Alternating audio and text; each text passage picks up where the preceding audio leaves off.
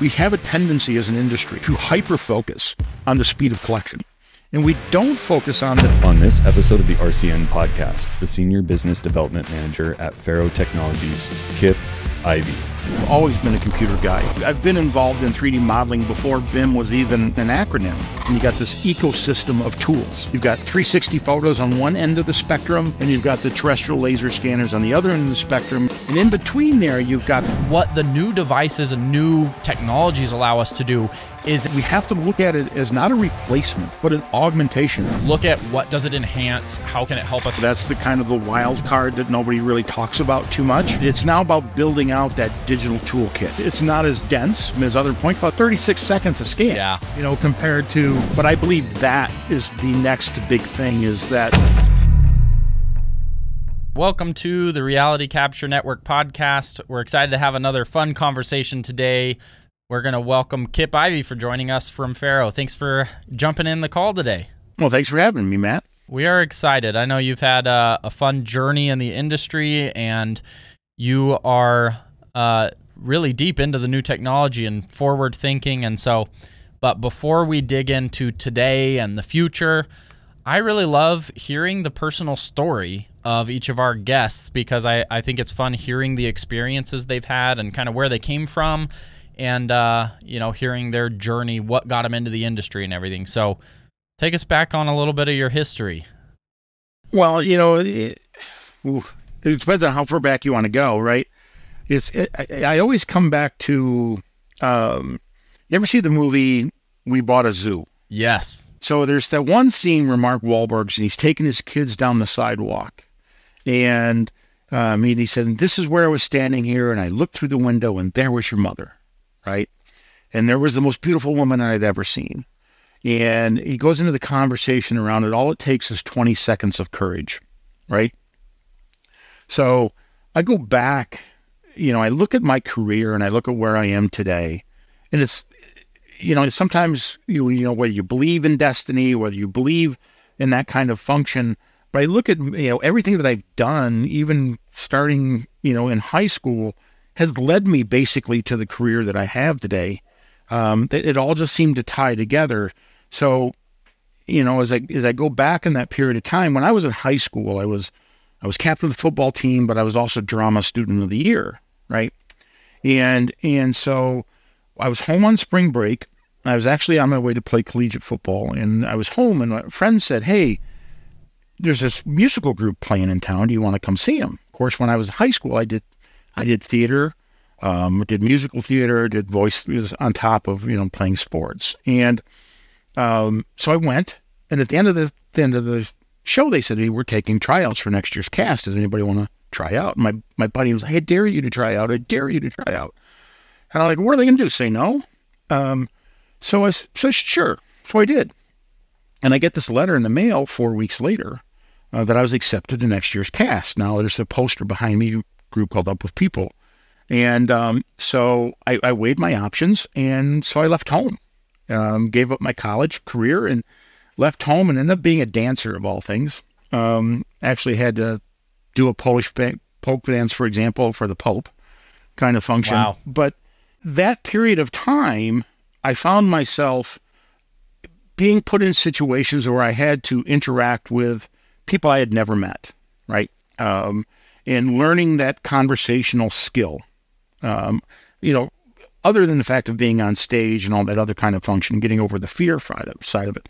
So when I came home, my dad ran a sheet metal company, and he ran an office for a large company in Michigan called Cooney Engineering. And they've since, no longer in business today, but my dad ran that company for about 25, almost 30 years. My grandfather was a sheet metal worker. My father, both my uncles, my cousins, galvanized is in the blood kind of function. And so when I got off the plane, my dad said, "What are you going to do now?" Right? And I said, "Well, I'll go back to school." He said, "Come drive truck, make some money for the summer." Next thing I know, I'm in an apprenticeship program. When I was in college, I studied computer science. I started in mechanical engineering and moved to computer science. Of course, back then it was, done on punch cards. But so I'd always had this penchant for technology anyways. My brother is a computer nerd for one of the larger banking institutions in North America, and so we've always had that technology link. And so, fast forward, I get in the apprenticeship program, and I'm in the apprenticeship program. Came out of the apprenticeship program, worked my way up to being vice president of Northern Operations for a company, and that's kind of what took me here, where I live now on the Upper Peninsula of Michigan.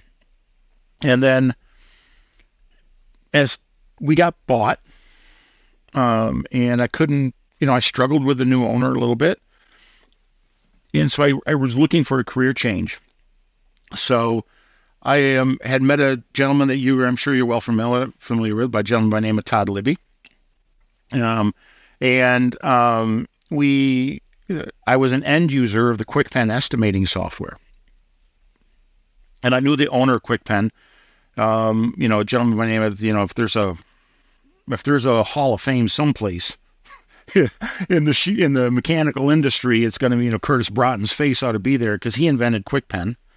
And so he called me one day because he and I had this banter about our golf game, about who played well and who didn't, kind of function.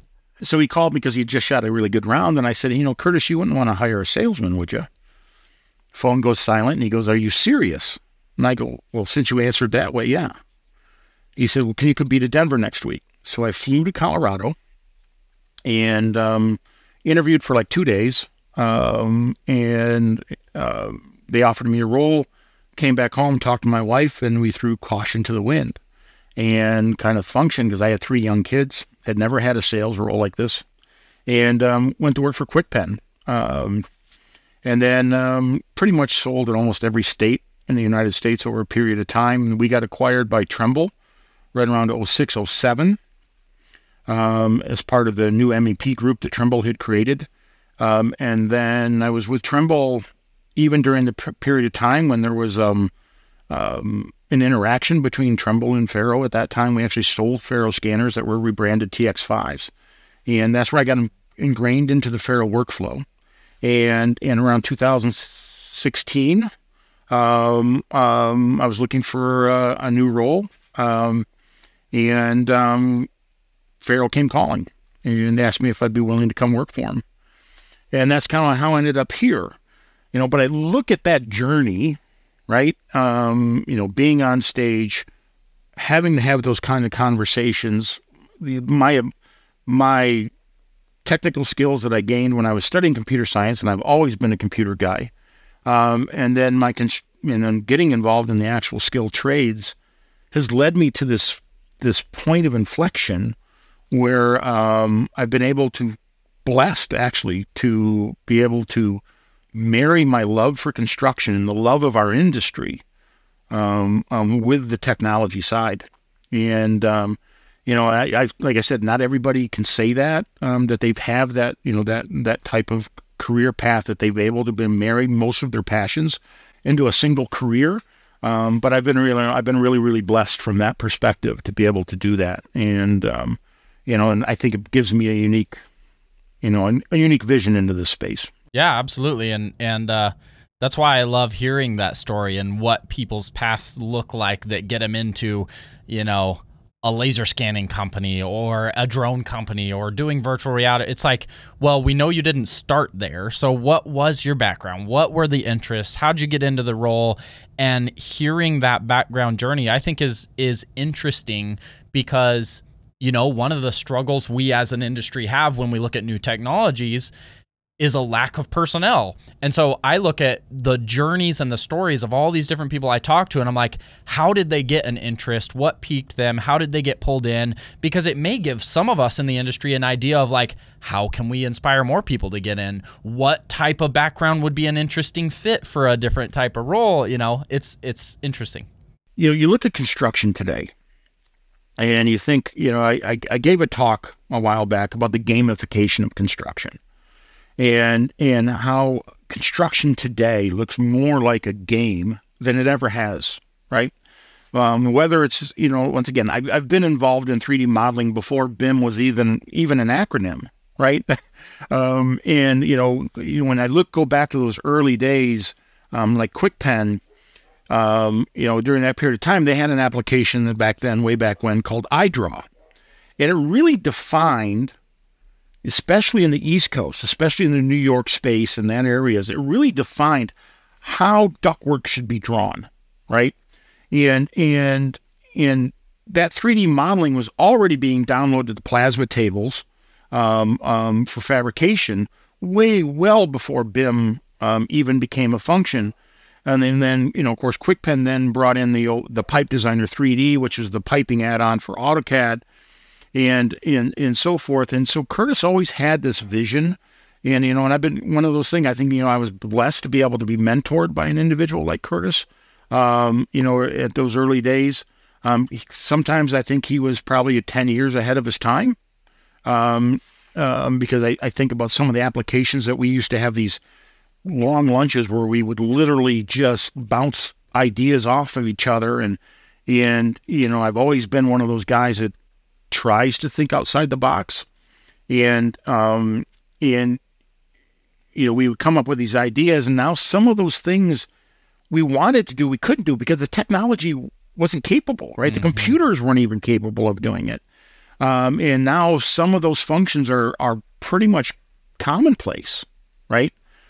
Tool tracking and, some of these other things that he came up with way back when that nobody else was even doing at that period of time.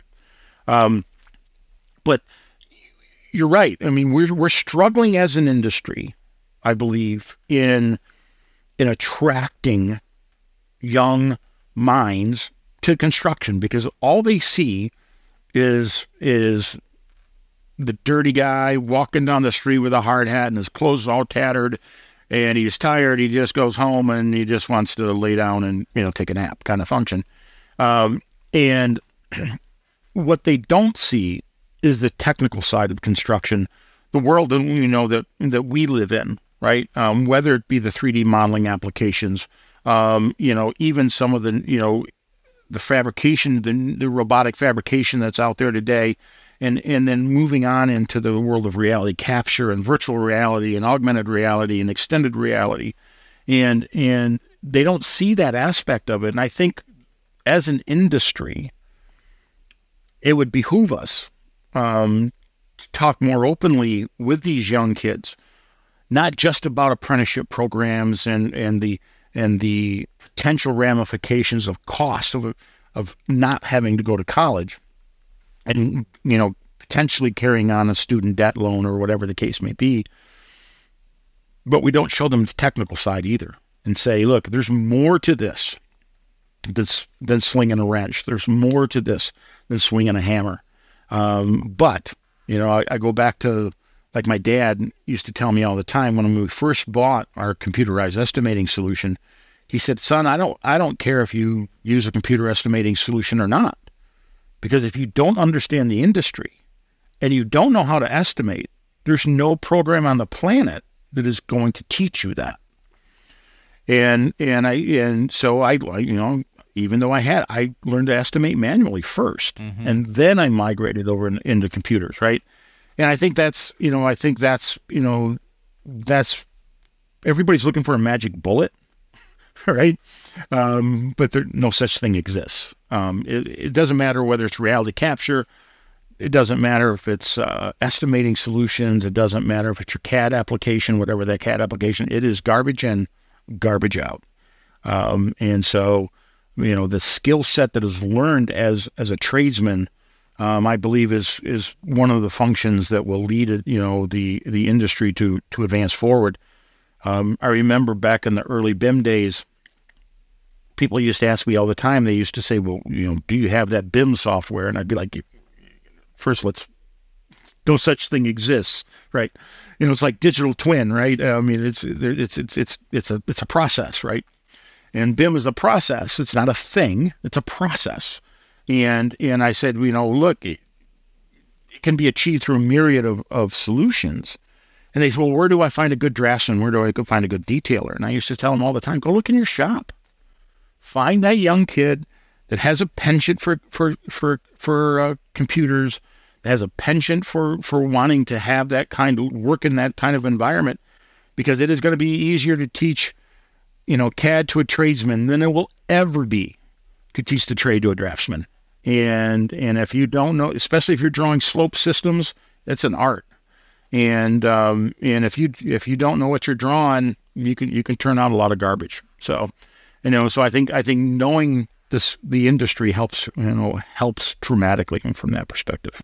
Yeah, and I think that's, when we look at these new technologies and career paths that are being made with them, to start, it has had to be someone within a company that already had a different skill set, had to be the one to champion it internally, because there's not a whole pool of, laser scanning technicians to go hire. Instead, it's a company saying, we think we need that. Who the heck is going to do it? And somebody gets picked to say, hey, you be the guy to try it and, integrate it. Yeah. So I think that's been a good starting point, though I also think that there's going to be such a demand over the next several years for things like just scanning and drones and processing data that I think we are already at a resource issue where lots of companies are starting to want this more, and it's hard with the startup time of training new people, and you can't just expand it quickly. So many companies are having to just do their internal training and kind of adopt slowly. I'm hopeful that over the next couple of years we see more opportunities to train up people specifically for these technologies as the demand grows. I think one of the interesting things, for example, we do a lot of work with some of the trade organizations and trade unions and so forth. For example, we have a great relationship with the United Associations of Plumbers and Pipe Fitters. And are they actively out, making sure that whoever goes through one of the local JTC centers is a scanning guru? No. What they're trying to do is, look, you need to touch this. You need to feel this, right? You need to see potentially how this could affect you, right? In hopes that those individuals then will come back to their company and say, this is amazing. I want to be the champion, right? And so forth. And so I think that kind of like you just said, that kind of grassroots, function, being able to get it in people's hands and try to remove the scariness of it, is probably one of the best things we can do, moving forward to help alleviate that. And obviously organizations like yours with Nexus and so forth, I mean, you fill a gap with the ability to provide that as a service, right? And you're seeing more and more service contractors out there that are doing that as well. And there's always going to be that that ebb and flow kind of function, because service contractors certainly provide us a scalability that if somebody gets to a certain point where they can no longer manage the load internally, they at least have external resources they can go to. Yeah, absolutely. I'd love to hear, so, the technology has been changing quite a bit over the last several years. We look back 10 years ago, there was a couple scanning devices. They were huge. They were super expensive. Oh, yeah. They've gotten to the point there's so many options. They're cheaper, they're faster, they're smaller. What do you think some of the issues, what are still some of the challenges that you see with firms, hesitant to adopting scanning technologies, or some of the challenges even when they try to get into it? What are some of the challenges, where we're at today? Well, you're right. I mean, you think about 10 years ago, the first scanner I ever used was 140 pounds of gear and had a battery on it. It looked like you jumpstart the space shuttle, right? Yeah. It was like 3 deep cell marine batteries ganged together, and now I can collect 20 times the data. Yeah. In literally, we just came out with this what we call hybrid flash. We're using a Ricoh Theta, right, to colorize the point clouds, and it's a little bit of a decimated. I wouldn't say decimated. That's kind of a bad phrase, but it's not as dense as other point clouds. But 36 seconds a scan, right? Yeah. Compared to 20 minutes back, back in the day, I think. interesting enough, one of the greatest things that people focus on is in my world, at least inside my pea-sized brain, it's a double-edged sword, right? We have a tendency as an industry to hyper-focus on the speed of collection, right? How fast does a spinning box spin, basically, right? And we don't focus on the time to consumption. How long does it take me to get from pressing start to something tangible where I can make a decision, right? I can make a difference. And, we don't focus on that. And we only focus on, and look, we do it internally. Everybody does. But I believe, it's just, you've done large projects. It is how fast the spinning box spins is such a minute function of the overall process.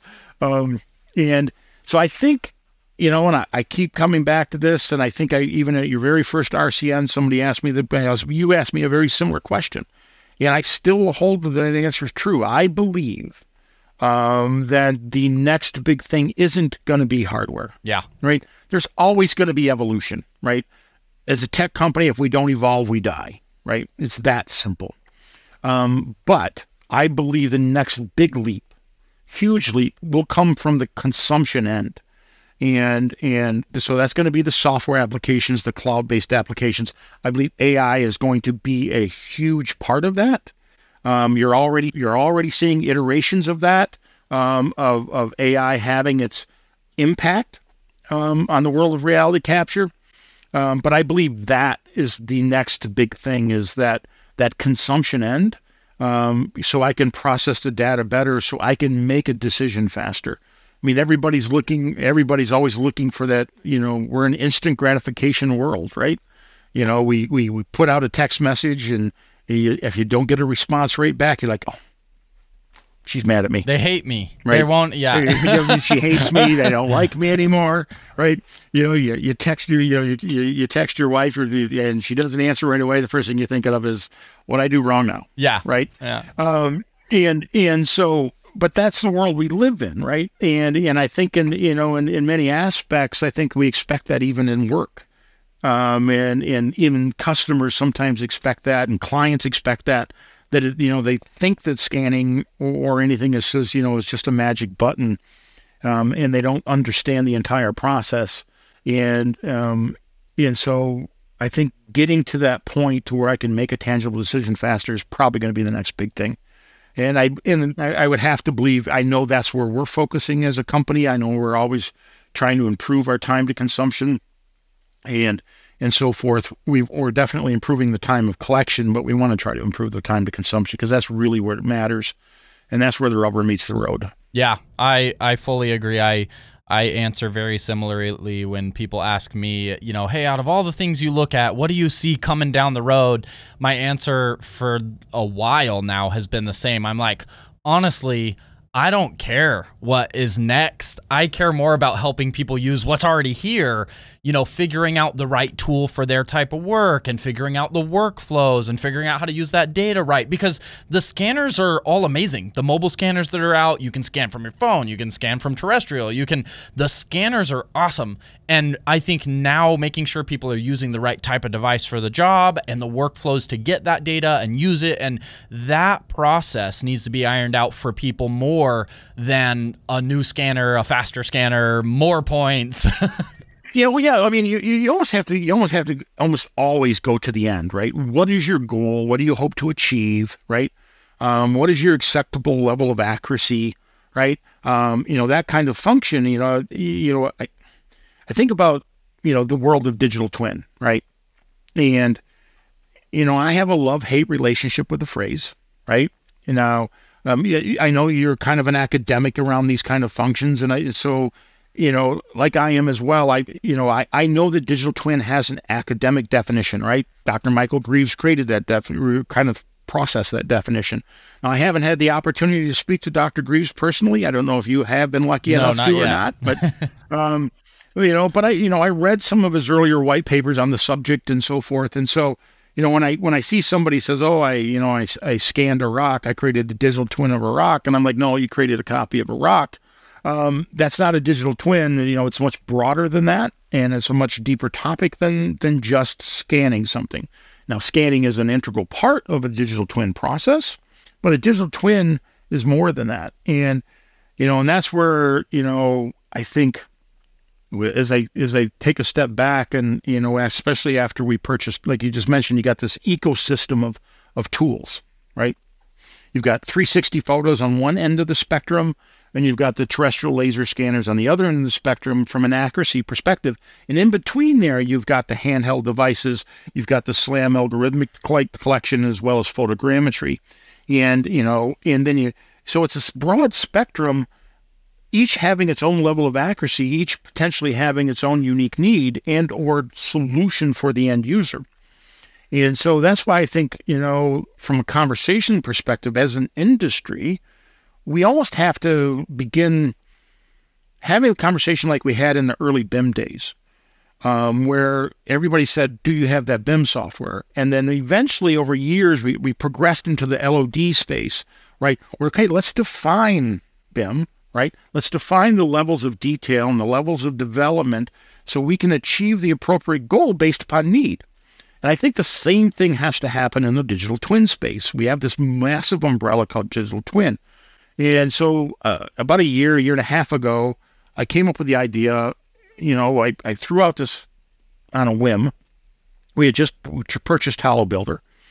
And, I was having a conversation with the Hollow Builder guys, and they were talking about what they did. And I said, interesting. And they said, well, we're really having a hard time saying, exactly what we do, right? And I said, well, I think it's pretty simple. You're a visual twin platform. And then it just kind of stuck. And because when you think about 360 photos, that's what it is. It's a visualization tool, right? I'm really not going to use it for measurement. I need to see it, right? To consume it, from a visual perspective, to consume it, all I got to do is see it, right? Not a whole lot of deep-seated registration that goes on and so forth and so on. And so a visual twin platform came the idea, and I said, well, let's maybe we start there. We start the conversation.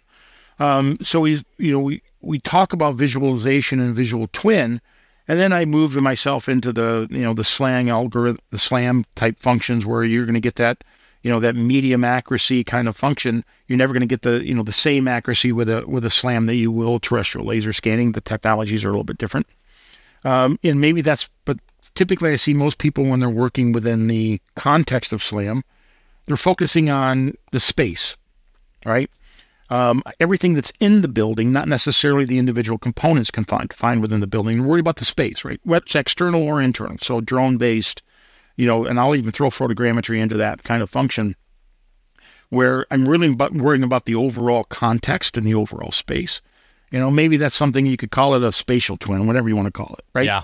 And then you get to the constructible twin side, where now I'm running terrestrial laser scanning, and I'm doing deep-seated analytics. I'm doing floor flatness. I'm doing wall plumbness. I'm doing still deformation, right? I want to do a BIM. I want to do a design intent to as-built scenario and run it in the various applications, that allows me to run analytics against that and show me where the anomalies occur, right? Maybe that's a constructible twin. And whether these are the right phrases or not the right phrases isn't really what I'm trying to get at. What I am trying to get at is, as an industry, I think we need to take a step back a little bit. Much as we all love our shiny words, take a step back a little bit and say, okay, what does each technology do? What do they provide? And how do we segment that within this digital twin umbrella, so that people know exactly what to expect and what they're buying? I think that's an important kind of distinction, and until thought leaders like yourself and others, that have these conversations, until we throw it out to the marketplace, we're still going to end up in this all-encompassing bubble. Yeah, I really think that is needed, and it's one of those things that we're like, hey, I don't know whose job it is to create it, but we don't see it yet.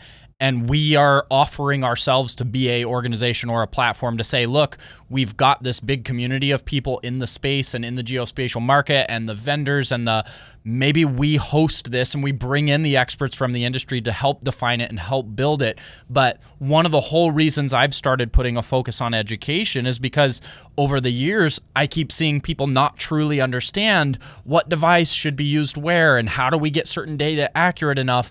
And so you see a end owner say, we need a laser scan of a building. Well, they get 4 different proposals that have 4 different workflows, 4 different devices, 4 different, today you can't just say, I need laser scanning. We really have to start defining how do you get to a certain level of accuracy? How do you know the people are using the right devices? How do you, in order to not keep having some of the headaches, that's another, the difficulty of not having this is as there's more devices, as there's more capabilities, there's more people getting their hands on devices, we have such different outcomes.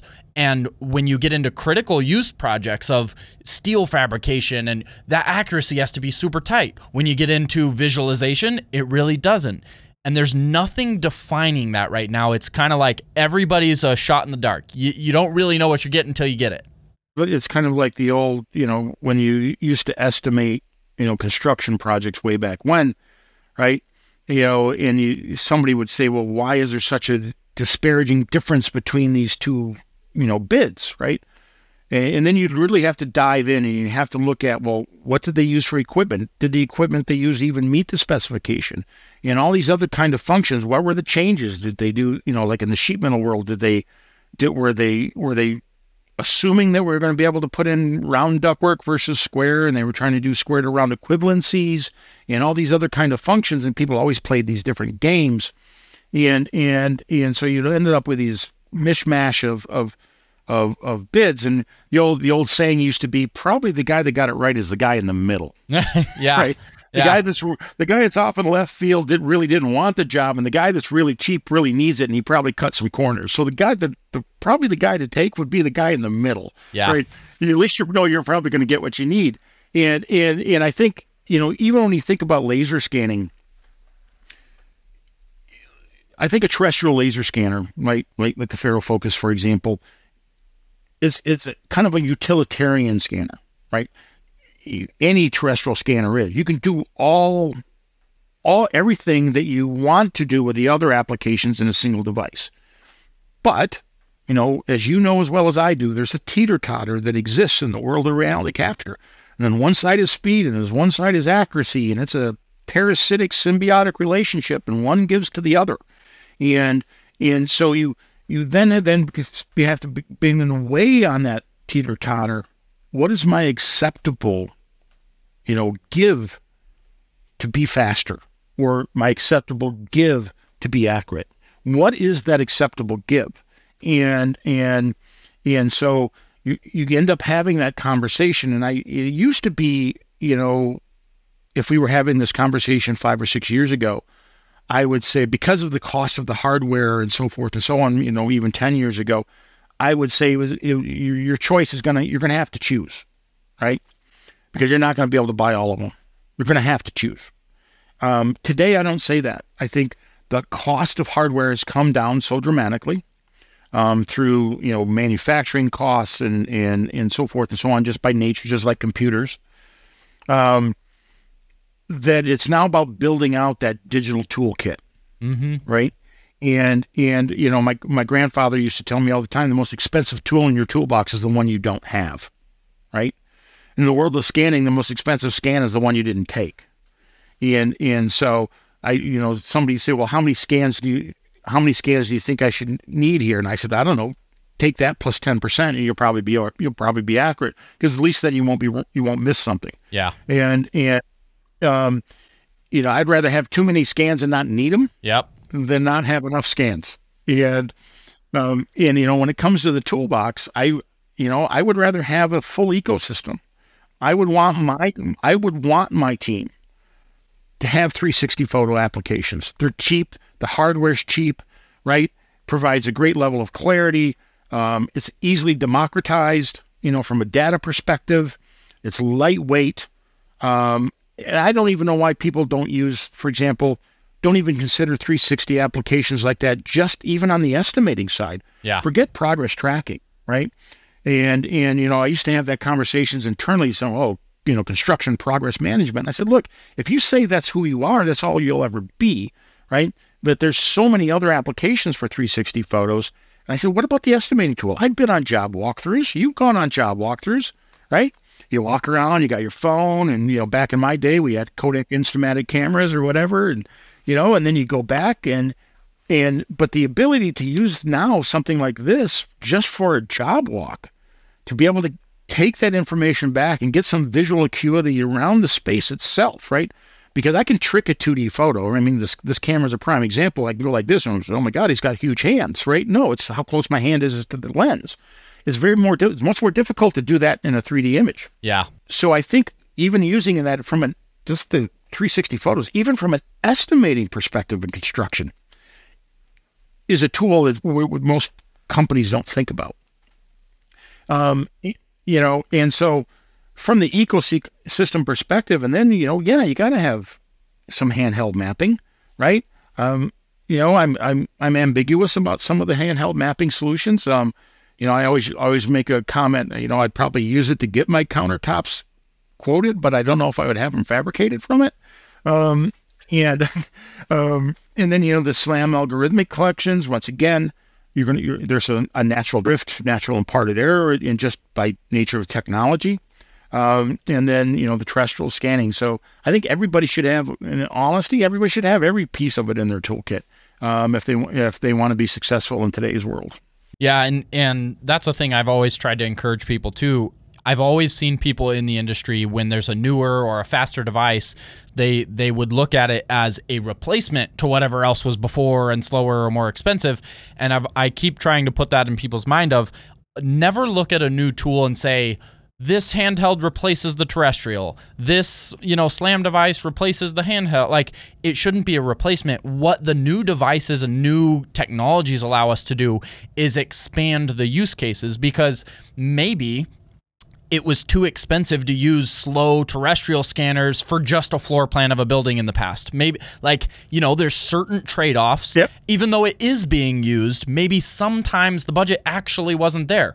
Well, now the SLAM might be accurate enough for that, and it's more often affordable enough to do. So now everybody can do it, so I look at those tools and say, you could do all of them with a terrestrial scanner, but now that SLAM is faster and accurate enough for a use case, it might be the best option there, and more people can do it. So it lets each of the use cases do more. The volume increase and more people adopt it. Yeah, there's no question. And it's interesting enough, some of the faster solutions take a little bit longer for the data process, right? So you're still back to that time to consumption function, and which is, once again, it's such a much broader topic, and but more and more, I think people are beginning to realize that. Certainly, in major players, major construction companies, so forth and so on, are coming to the realization that it is no longer a case of just having one solution, right? I need multiples, and you're right. Never. As much as I love new technology, for example, I don't have the latest and greatest iPhone. Why? Because I don't need it, right? The one version I have does everything that I need today, and eventually I'll get a different one. But I can see that with scanners. I mean, for example, our X, we still have lots of people that are still using our X series scanners, right? It was a workhorse. The premium today is, 60% faster. But, it's kind of like those saying, I can make a scanner eventually give you 5 million points a second, but you as the end user might come to me and say, so what? Yeah. Right. I can barely manage the data you create now. Yeah. 5 million points. I don't need data just for data's sake. Right. If there isn't a value to it, right, then there's no sense in building it. And, it says, like, I constantly, when I talk to young, salespeople as they get into this space, and I ask them all the time, what do we sell? Right? Oh, we sell solutions. We sell, technology, whatever. And I said, well, you're right, but you're wrong. And they say, well, no, I can't be both. I said, yeah, you can. And I said, because Right now, what you're selling is this, you're selling the technology and you're selling, the solution, when in all actuality, what we sell is time, productivity, and accuracy. That's what we sell, right? That's what you sell as a service provider, is time, productivity, and accuracy, right? If I can't save that somebody time, if I can't make them more accurate, right? And I can make them more productive in their day-to-day operation, there is no return of investment. There is no ROI. Yep. Right? And so maybe start selling the end results rather than selling how I get there. And so, and I think it's it's a kind of a different way to look at it. But I think it's valid. It really is. And when you start digging into like messaging or brand or, marketing of selling something, I've had that conversation with a lot of people in our industry where they're like, their marketing language is, we do laser scanning. And it's like, okay, well, only a few people are going to reach out because they know that they need laser scanning, when what you should do is find what is somebody's pain point. We use the basics, like we were just talking about floor plans. Use the basics of floor plans for architects. Instead of, we do laser scanning, come find us to scan, go to somebody like that and say, hey, we can get you floor plans in 70% faster time than it takes to you going out there. You don't have to travel to the site. We'll bring you images. They don't care how you get there. They want what they need for the problem they have. So you don't just sell scanning services. You help them get their product faster. Like you're saying, that's the best thing that people, when they're integrating these new technologies, they can do is find a problem that exists in whatever industry it is you work in, and how can these actually help you enhance something that's already existing or create a deliverable that maybe wasn't possible without the technology, and then you frame it around those things. Yeah, it's kind of funny. I remember I was speaking at a conference, a sales conference internally, and one of the programs we had decided to do was to help some of our younger members, create an elevator pitch, right? Right. So how do you say who you are in under a minute kind of function, right? And somebody said, well, give me an example. And I said, FARO Technologies, we're a 3D metrology company. We focus on the world of 3D measurement. We allow you to do in minutes what used to take you months. I said, something as simple as that, right? And so, we went through this scenario and we had them, try to develop this elevator pitch. And it was amazing to me how hard it was for people to verbalize, exactly what the world of 3D metrology is, and even when, like you, right, when people ask you, what do you do for a living? And you say, I work in the world of 3D metrology. And they're like, what? Mm-hmm. You do the weather, and I said, no, that's meteorology, right? I said, I work for a company that we can measure from half the thickness of the human hair to scanning a building within 2 millimeters, and anything in between. And they said, oh, and I said, yeah, just stand in this room, spin 360 degrees. Everything you see, we can measure, and you never have to step on a step ladder to do it, and you never have to pull out a tape measure, so you start breaking that kind of context down for people, and then the light bulb goes off, and then they're like, well, how could I use that? And then they begin, having the conversation themselves, and everybody's got their own personal blender, right? And they spin it around, and next thing you know, they're finding applications or use cases. And I think that's one of the beautiful things about the technology in the space that we live or work in, is I think we're still just scratching the surface of its use case. You've seen the expansion into the movie, certainly in the world of special effects, and now even into like Mandalorian, for example, with the digital canopy and using LiDAR collection to scan the expanses so the actors actually can see the environment, mm-hmm. rather than actually having to act in front of a green screen. The world of public safety and forensics is exploding with the use case and so forth. And now, of course, with the robotic solutions that are coming out, whether it's Boston Dynamics or Ghost Robotics, those kind of functions, being able to quadruped solutions that allows you to place sensors or sensors arrays, for example, into spaces that are detrimental to the human condition, so you no longer have to put somebody in harm's way to collect data. I think we're just, it's beginning to, I would say 5 years ago we were at the toddler stage, right? Now we're in that tweener stage, maybe. We're still not fully mature, and that makes it kind of a fun industry to be in. It really is. It feels like it's in this exciting growth stage. There's still a lot to be ironed out. There's a lot of, again, this term gets used a lot, but it's like the Wild West. Everybody's kind of doing their own thing and different devices and different processes. And so with that, just what do you think? We looked at 5 years ago. We looked at today. 5 years ahead, with the trajectory we're on and the adoption we're on and, technology improving, what do you think the typical job site is going to look like in 5 years? What's been adopted fully? What might change in some of our workflows or use, or, I don't know, visioning ahead here? Well, I think, first of all, from a technology perspective, obviously it's going to continue to evolve. And I think eventually we'll get, I think at your very first RCN, I threw out the idea of the Prometheus moment, right? And, and anybody listening to the podcast, if you haven't seen the scanning scene of Prometheus, look it up and you'll understand what I'm saying. The scanning world is always looking for a Prometheus moment, right? So I think we're probably 5 years from now, we'll be at a situation potentially where I think robotic collection is going to be commonplace. Yeah.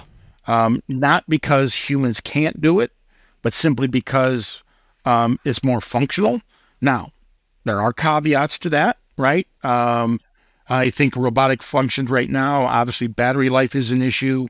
I think that static positional height is a problem.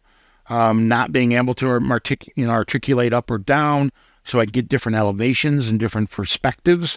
Having that, being only 2 feet, 3 feet above the ground limits what you do, and not all job sites are going to be very clean. But I think robotic collection will probably be very commonplace. Indoor drone capabilities will be commonplace. Obviously, OSHA's still going to have to weigh in on all this stuff. That's the kind of the wild card that nobody really talks about too much. Yeah. But I think the thing is, the day is going to come where I scan and I consume within minutes, right? I think in 5-6 years, I think that's where we'll be, right? Yeah. Through the use of consumption and AI and cloud-based applications, I think we'll be able to scan and consume while the scanner's still warm. And I think, in that point, when that occurs, everybody and their grandmother will have a scanner on every single job site. It will be part of the specifications. It is not going to be a case of, are you going to scan? It's going to be a case, why aren't you? And I think that's the hill we're on.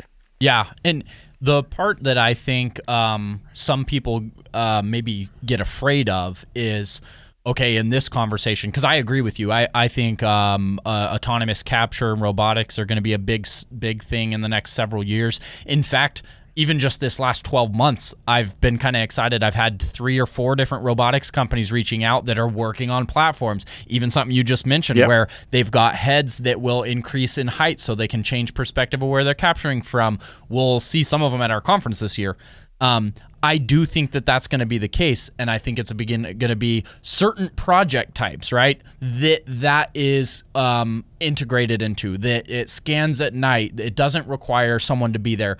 However, I think that there's going to be certain use cases that robotics will never be able to do. I think there's going to be certain unique environments that have to have a skilled technician. I think so. No matter what we talk about with AI, with robotics, with any of it, all I think that does is free us up to do more of it and shift the personal focus into areas that take that person. But I don't think that it will ever be like, when we talk about the autonomous, some people go, in the future, we're never going to have scanning technicians. I'm like, no, they'll just be doing something slightly different, or I think all of these roles stay. They keep expanding. It allows us to do more, manage the data more, do more sites faster.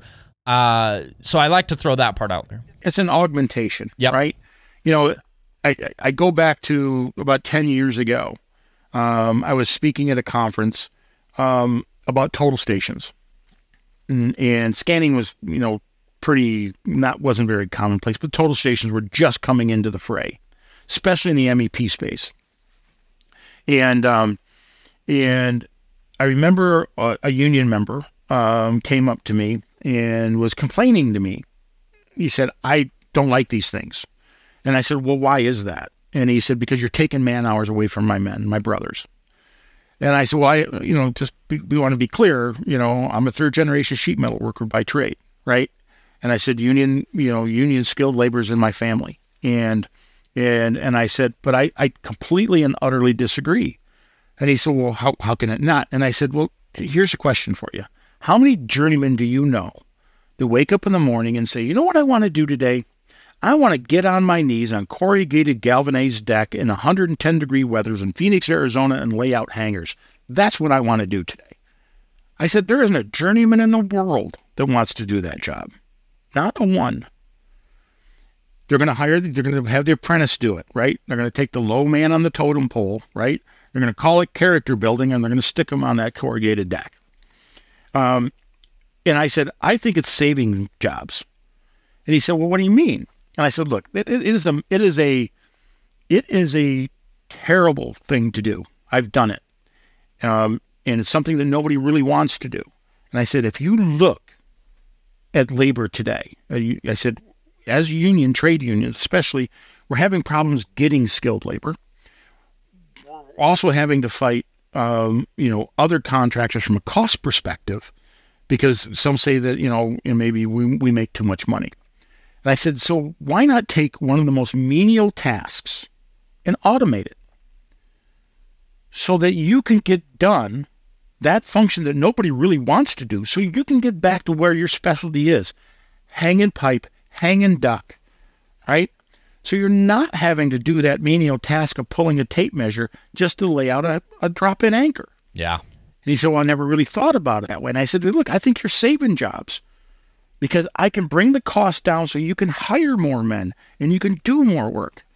And he said, I never really thought about it that way. And I think that's where it is with robotics too. I think we have to look at it as not a replacement, but an augmentation to like I spoke with an individual that does work in the nuclear space, right? And we were having a long conversation about the time of collection. And I had the same conversation with him that, but it's not just about collection, it's about consumption. He said, no, I get that. He said, but for me, if I can save 2 minutes a scan, that's 20 to 25 minutes less that I have to spend in a dosed environment. Mm-hmm. He said, over my career, that could potentially be life or death over the career, right? And I thought about that, and I said, you know what? That is a perspective I had not thought of. But then I think about robotic solutions. Now I say, look, right? I personally believe the primary function for robotic solutions is putting it so that everybody can go home to their families. Putting it in a situation where I don't want to, I don't want to put that man in a dosed environment, right? Let's send that yellow dog in. Let's send the ghost robotics dog. Let that go into the dosed environment, collect the data, and come back out. Yep. Right? So that he can be a great-grandfather, right? To me, that's the true value and augmentation of those solutions. And certainly, everything else is going to happen as well. But they're not men replacements. It's an augmentation of an already existing technology, and no different than total stations were. No different than when tape measures came out. No different than when plasma tables came out in the sheet metal industry. Yep. And I think encouraging businesses to have that mindset when it comes to any innovation. When you're looking at a technology, you're look at what does it enhance? How can it help us as an organization? It's not to replace people. We do the same in our survey business, right? When people started adopting drones to map areas, we're like, man, well, I can either get a drone and do a topo of this site in 2 days, or I can have a crew out there for 2 weeks and charge for it. And, yet enhancing our services allows us to provide better service to the client, less time on site. The industry in whole has a struggle hiring more survey crews. And so you let a business become more efficient and be able to handle capacity and deliver better to clients. There really is no negative aspect, and it does not replace jobs ever. It creates more. So I think we continue to share that message. Yeah. Yeah. And I even think about, if I look at the ecosystem within FARO, right? 360 cameras. And of course, we just recently, we have Sitescape, which now we just recently purchased GeoSlam. And of course, now we still have the FARO Focus Premium. And then, even on the 3D metrology side, you've got the FARO Arm, right? We're measuring down to 20 microns, that kind of function. And I look at those, and nobody looks at any of those things as a replacement for an individual, right? It is all that technology is an augmentation of an existing process, and I don't think robotics are any different. And and so the more that we have that conversation and say that it's not about taking somebody's job, it's just making your job easier. Yeah, it's giving good tools to the people to use. I posted on LinkedIn today. I was like, these tools we always talk about, it's like a hammer. The hammer is just sitting on a shelf. It's not going to get up and build by itself. And you can take that hammer and you can build a small box, or you can build a whole house. All of these are tools, and we got to look at why you're going to use it, how you're going to use it, what you're going to get out of it. But they all are just a tool until you put it into a process. Oh, exactly. And the thing is about why such a broad breadth, right, of different tools? Because I don't want to use a screwdriver when I need a wrench. Yep. Right. I mean, it's just it's when it's about building that toolkit out, and so if all you got to do is see it, you don't need laser scanning, right? 360 photos will provide you everything you need, right? If all you got to do is worry about the spacing, you can do SLAM. It's going to work great, right? All right. If you've got to get the deep-seated analytics right now, there's really only one horse to ride, right? And so make sure you have the right tool. Don't use a screwdriver when you need a wrench, and the rest of it will just fall into place. Yeah. But don't be scared of it, right? The rocket science part of this stuff's done. Yeah. Right. I mean, it's. You once you press start on a scanner, whether you do it once or 100 times, the process doesn't change a whole lot, so. Well, as we get, start getting toward the end of our conversation, I want to hear some of your thoughts about, and I know we talked a little bit about the future of the job site and maybe collection.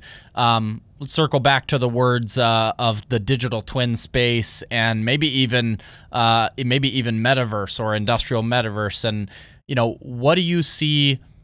How do you see digital twins in the future? And we see these conversations, we see these technologies across all these different industries too, from the construction site to buildings to airports to oil and gas facilities there's so many industries. And that's one of the things that I think is fun about these technologies, is that they are helping all of the industries of the built environment, different use cases. But what do you see as the digital twin in the future for the industries? Do we have digital twins of every asset?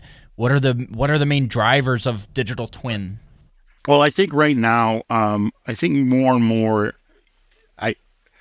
digital twin eventually is just going to become a living, breathing documentation of everything, right? So I think you'll end up having digital twins, for the lack of a better phrase, right, inside digital twins. Right. It's going to be a snowball effect. Right. So let's say if I were to, say, especially in the world of manufacturing, I think that's probably going to be the first heavy user, And we see that today. For example, we have a group, we work with Volvo, right? And we've helped them create a true digital twin of every Volvo facility across the globe. And we've been able to maintain that to a literally sub-millimeter accuracy, not even millimeter accuracy, but sub-millimeter accuracy. But it's cut their engineering time by 40% because they're able to run simulations and run deep-seated analytics and move equipment around and bring in other applications, right? The cascading effects of these other applications to allow them to run very deep-seated analytics and sim analysis from a spatial context, redesigning entire robotic inline manufacturing lines in the digital world, right? But what I see that snowballing is now I'm going to have a digital twin, for example, let's say of a robotic arm for manufacturing. I'm going to have a digital twin of the robotic arm, right? That I can actually manipulate live, right? And it's really, what we think of the metaverse today, but it's going to be, like the metaverse used in a day-to-day function, almost like, I'm not going to say I don't see we'll ever get the Ready Player One scenario. I think we'll get pretty close. I hope we don't get that there from a societal functional, like in the movie. But from a technology standpoint, I think it's going to be something very similar. And I think that's kind of where it's going. I think we're going to have this, a digital twin within a digital twin type scenario, and it's going to be a cascading effect so that you can actually manipulate and work with an environment, not only in real world, but also in a simulation type function to determine potential outcomes. I think that's probably the next, I think that's well within our grasp. I agree. And, not too many people get really deep into talking about like, what is 20, 30, 40 years out? Like, is the Ready Player One idea real? Is something like that going to happen? And I truly think even sooner than that, I really think there will be certain industries and certain use cases that people are going into an office that has VR stations and they're plugging in. We've already see, you can go Google videos of people sitting in a gaming chair with screens around operating a tractor in another state, right? And you think about that for different industries, different use cases of where could the robotics be what's actually doing the work while we're operating it from a safe, air-controlled environment. Yeah, well, look at Skydio, right? Look at when back in my days with machine controls, you can do that now with farmers. Running combines remotely, right? Now, I think that's also going to come with its own inherent problems. Yes, right. Yeah. And if we get to such a scenario where everything is autonomous, then it's also easily stopped. Yeah. Right. So if something does go awry, for example, I look at automobiles today. I have a 2004 Dodge Ram. Why do I have a 2004 Dodge Ram? Because I can still fix it myself, right? Because I pretty much rebuilt the entire thing, and I can still do it, right? My wife's car, not so much. Yeah. Right? There's so many computer systems and so forth. And I think that too, we're going to reach a point of inflection where we're going to have to say, at least in construction, what is enough? Because any change in the environment, right, whether it be the grid system, whether it be anything like that, anything that's that's controlled by that far away can be hacked. Yep. Right. All that kind of function. Right. And then all of a sudden you're shutting down an entire system and you're shutting down an entire environment. So eventually we'll get to a point where we're going to reach a point of inflection, but I think look at haptics, right? More and more people are beginning to use haptics. Certainly from a military perspective, haptics is quite prevalent. From a training perspective, And I think right now, I think that's probably one of the biggest explosions of virtual reality and extended reality, is the training world. Yeah. Being able to recreate something over and over and over and over again, and create muscle memory and that kind of function without having to reset, a valve or fire, let's say on an oil rig. Being able to do that in the virtual environment, so when it does occur, right, that it's a natural reaction and a natural time. And I think, that's probably right now, that's being done today, right? My son's a wilderness firefighter, and he goes out and he straps up and he boots up and he goes out and he fights fires every day. But even then, the U.S. Forestry Service is starting to use drones, and they're starting to use other technologies, right, to map out environments, to look at ground cover, to determine, doing digital surveys, to determine the appropriate, where areas need to be cleaned up, where is the next potential flashpoint, all that kind of stuff. And that's going to save, because I made the comment once, that he fights an enemy that doesn't think, it only consumes, right? And look what happened in Lahaina as a prime example, right? When Mother Nature gets angry, there's no stopping it. And the more we can use technology to try to mitigate that kind of function, I think is money well spent. So yeah, absolutely. I love getting into conversations about the uses of tech in public safety and in ways to actually enhance and save lives. And every time a conversation around that comes up, I go, in the construction space, efficiencies and, more profitability, that's all awesome. But, more people should start thinking outside the box of how else could these technologies be used? What other sensors would help different environments? And that's why I love podcasts. That's why I love our conference. I love bringing people from different backgrounds together, because that is where ideas are sparked and shared, and and maybe the next great device or service or company comes out of those ideas sharing. So yeah, I mean, we are having our Signals conference, I think a couple weeks before RCN, right? And you're right. You bringing people together from that, of like minds, to an environment fosters an environment of creativity, fosters an environment of conversation, right? And it's that kind of conversation, that kind of interaction is where you're probably going to see the next big thing come from. It's kind of like, I ask people, I said, you ever been to Autodesk University? And everybody says, yeah, right? And I said, yeah, it's nerdvana, right? And I said, but the interesting thing is there's always somebody new, right? There's always something new. And I said, it's like the little boy blue who sticks his finger in the dike. Somebody found a hole, so they created a platform or solution, and they stuck their finger in the dike to stop the leak, right? But then what happens is, if they don't talk to everybody else, if they don't continue to converse, if they don't continue to expand, right, then they're just going to be alone with their finger in the dike. While all these the problem is everybody else is standing in front of that dike with their fingers in the hole, is trying to stop the same problem. Yeah. Right? We're all trying to stop the same problem. We're all trying to create productivity. We're all trying to improve our environment. We're all trying to improve what we do in the industry that we love.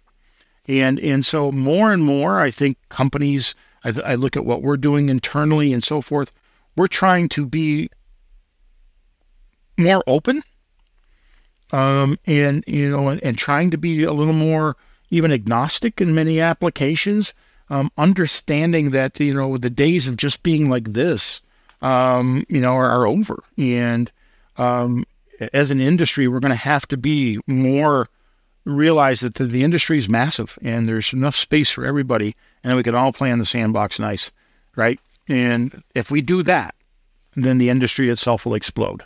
Yep. Well, I'm hoping to continue helping that happen through awareness building and through conversations and through bringing people together. So It's been great having you guys involved and collaborating with FARO and with you personally as well. Appreciate it.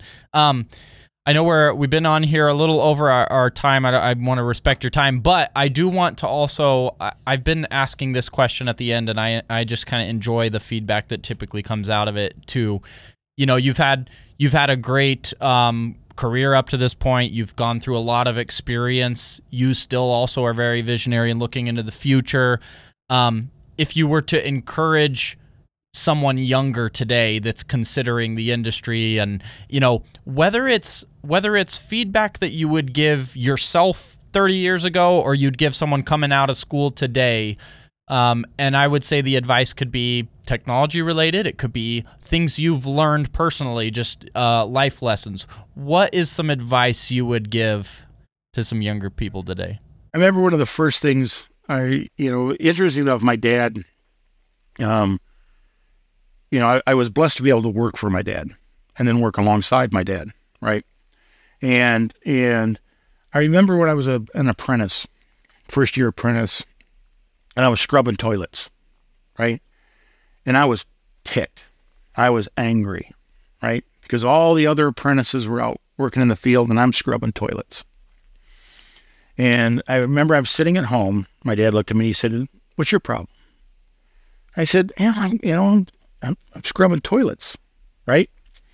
All the other apprentices are out working in the field, hanging duck, and I'm scrubbing toilets. He just, my dad was a very pragmatic individual. He looked up and he said, "Did you get paid today?" And I said, "Yeah." "Gonna get paid next week?" I go, "Yeah."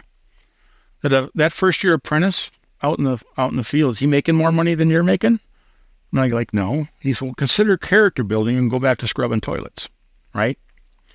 And, and that's stuck with me my entire life. It just stuck with me that if I were to tell anybody anything, your character, who you are, right?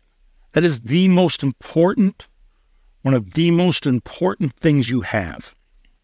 Maintain that like you maintain nothing else. If you do that, everything you do in life will be successful. Whether it's working in the field, working in the technology space, slinging a wrench, if you can be the best person you can be, the rest of it will follow suit. And I think sometimes, we have a tendency to lose that concept, and that hard work and everything that you put into your environment and put into whatever it is. I don't care if you're you enjoy being, a marketing person. We have a young woman who works for us, Erin Fong. She's a rock star, right? She puts her whole heart in everything that she does. And I've been so blessed. I've been able to work with individuals who have done that, and that I've been able to feed off that, and creating, that kind of culture internally within an organization is very difficult to do. And so if I were to tell anybody anything, it'd be to, guard your character, and whatever you do, it doesn't matter. It doesn't matter as long as you love it. If you love your passion and you follow your passion and follow your career, you'll be successful. Success is just a word, right? There's more to being successful than a big house or a fast car. That is great advice. I definitely resonate with it. I think it's spot on. I think you look back at roles that you've had, like you said, scrubbing toilets, and it's like, so many people, when they're in a job that they maybe don't love, they don't want to apply themselves. And I think, like you said, and I can even look back at some of my own journey, it's like everything you do will build something within you, with your character, your mindset, how you look at the world, how you look at other people and the work they do. If you just work hard at whatever your role is, you're going to excel in it. And I think that also, for people who are like, man, I really want to climb the ladder, working hard at whatever your job today is what's going to get you noticed by people and naturally let you climb a ladder or let you grow in a career, is that you're an excellent worker at whatever it is that you work in. And yet when you can find, then you can find something that you're passionate about or you enjoy, and you can put your hard work into it, then like you said, success is just a word. Money is not success. Owning a business is not success. Success is you being happy in the work that you do and what you do with your life. And I think when you can marry those two things of passion and hard work, it's going to really let you enjoy your career and see it be successful. Everybody has something that gets them up in the morning, right? Some people, it may be compensation, right? So there's, I could speak for me. For me, it's about making a difference, being something bigger than part of something that's bigger than myself, right? That's what I get up for. That's where I get excited, right? And and that's why I think I love this industry, because I realize this industry is much broader than me, right? But hopefully, through my experiences or whatever, I can bring something to it. It's back to where we started this whole conversation, right? 20 seconds of courage. Had I not traveled the world, you and I wouldn't be having this conversation. My life would be completely different. I wouldn't be married to the woman I've been married. I wouldn't have my kids. Everything would be different. All it takes is 20 seconds of courage. Love that. Well, I appreciate your final share. I think, honestly, I feel like the end is the best part of the whole conversation, but I love all of it. And I look forward to sharing it out with our community, inspiring more people in their journey of technology, transformation, construction. I appreciate you coming on and sharing with us today.